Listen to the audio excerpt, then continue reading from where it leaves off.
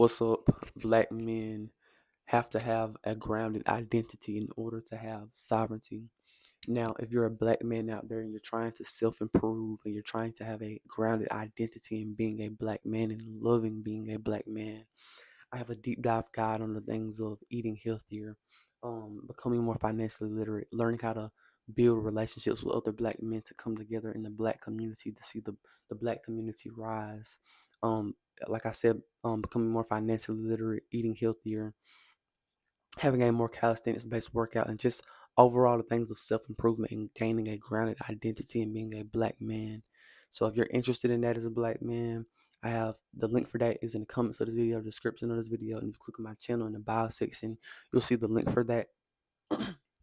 Click on that, check that out if you're interested. Now, when we dive into identity and sovereignty in the black community, why do we always see, like I was just having this conversation with my brother not too long ago, we always see in the black community, everybody grandma said you part Cherokee, you was a Blackfoot Indian, and then they saying you was a Hebrew Israelite, then they saying you was you know, we was the real Americans, and you hearing all these type of things, man. And I think that obviously people can say, well, that's just an internet thing. No, that's a real life thing. That's something that went on in my real family and in real life, years ago before the internet was talking about it like that. And we always see stuff that we have a identity issue. We really do have a identity issue. And how do we fix that identity issue? I think one way or the one solution that will really help a lot of things if we really looked at the excellence of Black Americans. Black Americans are really the most successful Black people. And when you start to look at that and you start to look at what we went through, we can come together through shared history, but more importantly, through success in our shared history, not that we were slaves or anything like that. That's to be an important thing to remember, to know. We have to make sure that never happens again. But you see oftentimes in the black community we don't organize enough to defend against those things. And in my opinion, we don't have sovereignty and we don't have as much identity because we're still in the land where we were slaves, where we were oppressed, and we haven't really organized enough and had the passion in the heart enough to really have our own identity and sovereignty, because we really haven't uh, went for it. We always went for cooperation with the government, cooperation with the white man. So in reality, we were never gonna get that, because anytime we try to develop that, and you can look throughout, history, whenever we were segregated, we were more successful people. The men and the women were together more. The per capita income was higher. There were more black business owners, right? And so we were gaining sovereignty and confidence back then. But obviously we know what happened. They tore all that.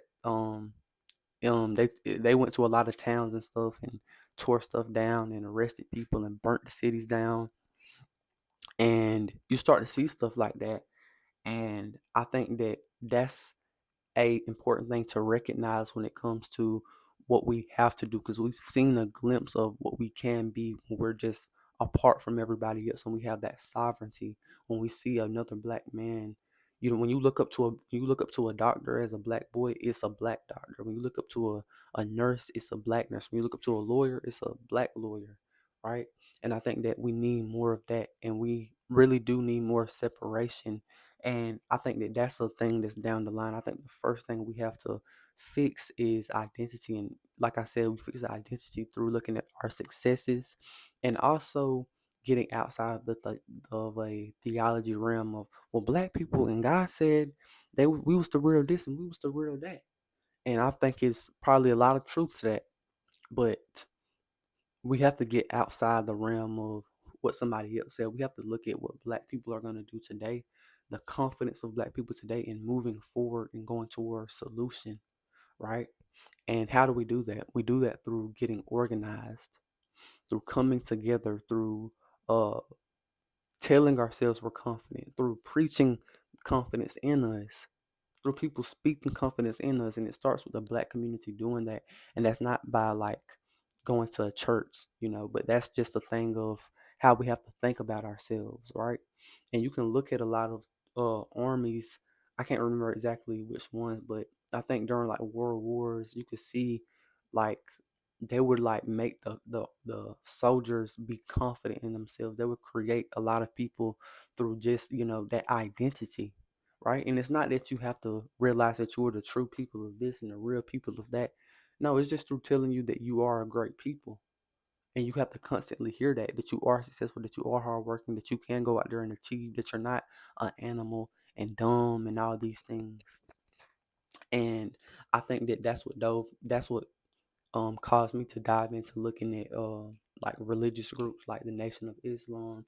And I like a lot of what they say about black people and stuff. And that was a powerful movement and a powerful religious movement back in the day. It's not as powerful anymore, but you can tell they talk a lot about black men, I mean the black community in general, having their sovereignty, separating from each other and recognizing who the enemy was, right? And I think that's an important thing that we have to understand.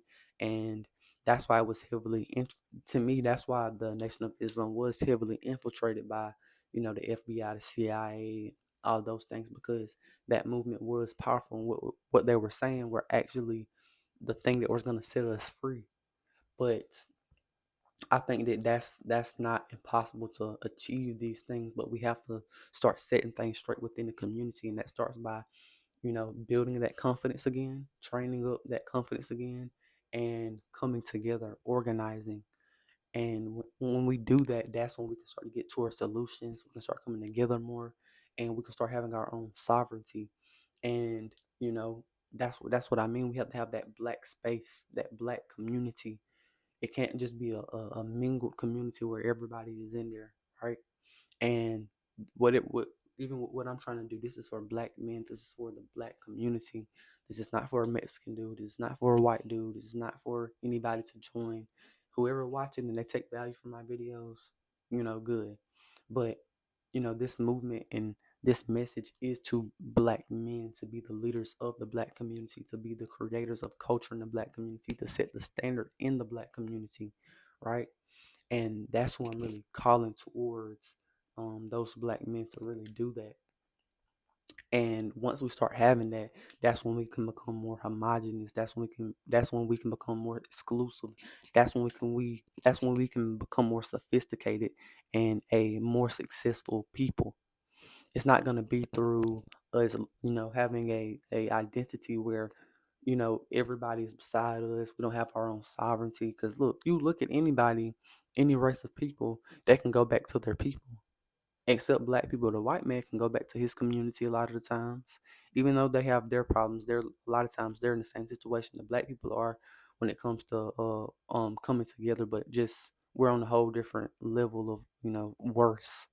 But you can look at a Chinese person can go to their community, Indian their community, Mexican their community, white person their community. The people who have the less community and they're less organized, their community is disorganized, is black people, and that's the thing we have to fix. That's pretty much all I got to say. Peace out.